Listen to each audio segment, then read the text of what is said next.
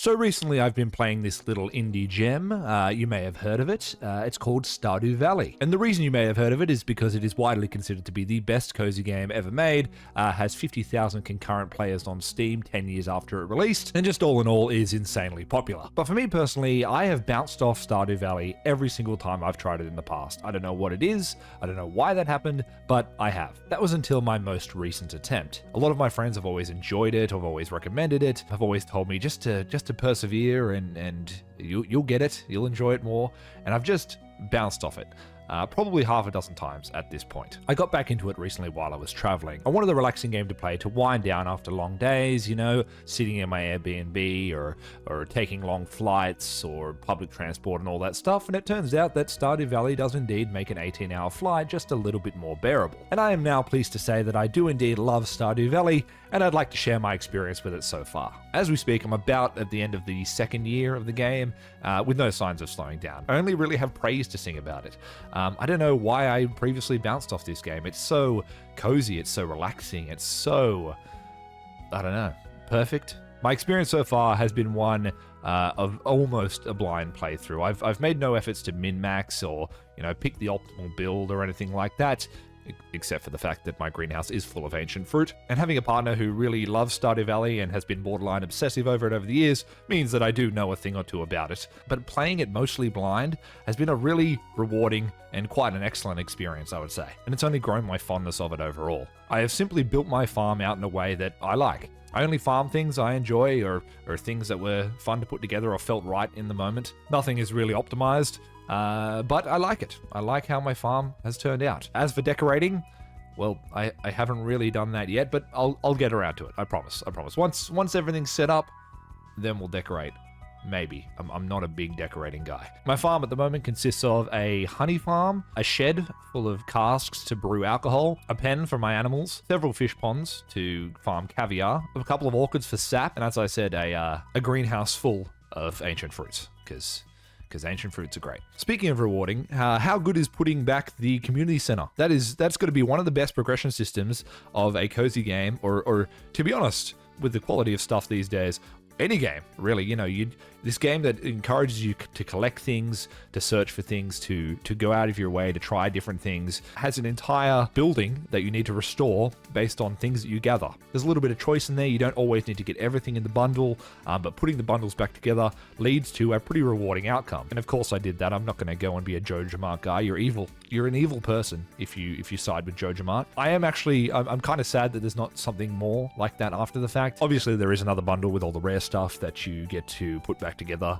to make the movie theater, and that was really fun as well. But yeah, it was just something about the community center is just really nice. Apparently there's a way to randomize the community center stuff, so if I ever do play again, I will do that. As for what kind of farm I'm on, I just loaded a save that had like 2 days played that I created years ago on my Switch, and so it's just the default farm. So I would like to play again on one of the more interesting farm layouts, but that's what I've got to work with so far, and it hasn't impacted my experience so much. I've never really played a game that was so mundane and monotonous, but in a really good way. Just so peaceful. It's like it turns off the noise in your brain. I'm not a huge cozy game guy. Not to say that I have anything against them. I just tend to gravitate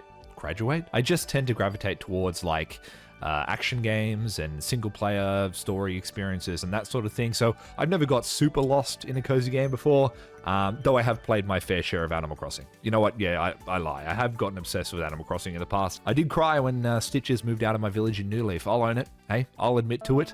I was going through some stuff at the time, and that was the final straw. So this is a really unique experience for me. I'm almost 30 years old. That might have something to do with me really enjoying it, just wanting something slower paced and not so intense. Though I will say that sometimes, I don't know where the time goes in these Stardew Valley days. Some days I wake up and next thing I know, it's like 2 p.m. already and I've just finished on my farm. Like, where does a farmer find the time to do what he needs to do? The art style of Stardew Valley is also really unique, even in a world where pixel art is all the rage, right? You can't really look at any indie game collection without seeing something that is largely pixel art or pixel art adjacent. And yet Stardew Valley is completely recognizable.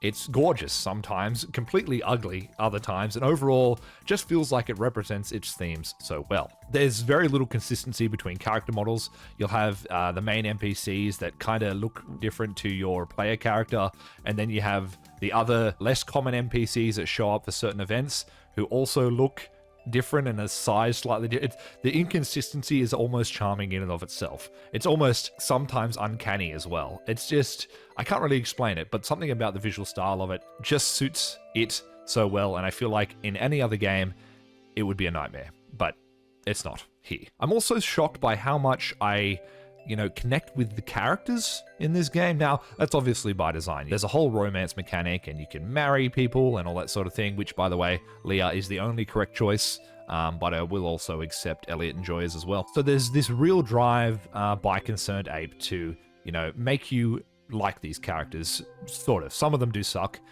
by design. Can't stand Pam. Shane, don't really like him either, but most of them, you can get along with. You can appreciate them and enjoy them, and they each have their own lives, and they do their own things, and Marnie is never... Why is Marnie never at her store? Like, I finally got the animal catalog, but goddamn, the amount of times I went to go and get something from Marnie's that I needed, and she wasn't there. Oh my god. But I digress. The characters are just so engaging. I find myself liking quite a few of them, talking to them. I haven't really looked up their likes and stuff, so sometimes I'll give them a gift and they don't like it, and that kind of sucks. And other times, give them a gift and they really like it, and I luck out, and that's really cool. As I said, Leah is the partner I chose, married, did all that sort of good stuff. Robin's a lot of fun, Willie's a lot of fun. I even kind of like Clint, even though I know people online don't like Clint, because he kind of does that thing where he's creepy in the bushes. Just go and talk to her, bro. Emily's not going to bite your head off. And I also weirdly like Kent, who, for those who have not played past the first year of Stardew Valley, Kent is a soldier who comes back in the second year of the game and is the husband of the lady, I can't remember the name, Jasmine, is that her name? And the father of Sam and the little redhead kid. The reason I like Kent so much is because after he returned to the village, a couple of days later, I accidentally ran into him and accidentally gave him an egg. And he responded by saying, "Oh my god, you remembered my birthday. This is a great birthday gift. Thank you so much." And so I sort of felt an obligation to keep giving him gifts. Really likes eggs. I think they're a universal like or something. I don't know. So there's all these little tidbits about why you like these characters, just from pure happenstance. Some characters you really like, other people might not like, and vice versa. It's just, they're really well put together. There's probably some inconsistencies, but I'm not reading too hard into it. There's also just so much content in this game. I can't believe how much there is to do in Stardew Valley. Now, I understand, again, this is a game that has been out for 10 years. It's a game that's been updated time and time again, so it's got a lot of content to backdate, but when you're playing it properly for the first time, after bouncing off it several times, and you just keep finding new things to do. Like, I knew the desert existed, and there's a skull cavern there and all that sort of thing, but I didn't know about the jungle and the jungle island after that, or I didn't know about a whole lot of the events that you interact with and that occur throughout the years. I feel like half the days of the year are events now, but it makes for a really interesting experience, especially when after you play through your first year and then, you know, all these events are happening again, and so you can properly prepare and make sure, schedule yourself around them a bit better. It just makes for a great learning experience. I don't know how to express that, but it's just, it works super well, super rewarding. So it turns out you were all correct. Stardew Valley is really good. I'm suddenly very excited for the Haunted Chocolatier whenever that's coming out. And yeah, that'll do it for my Stardew Valley Glaze Fest.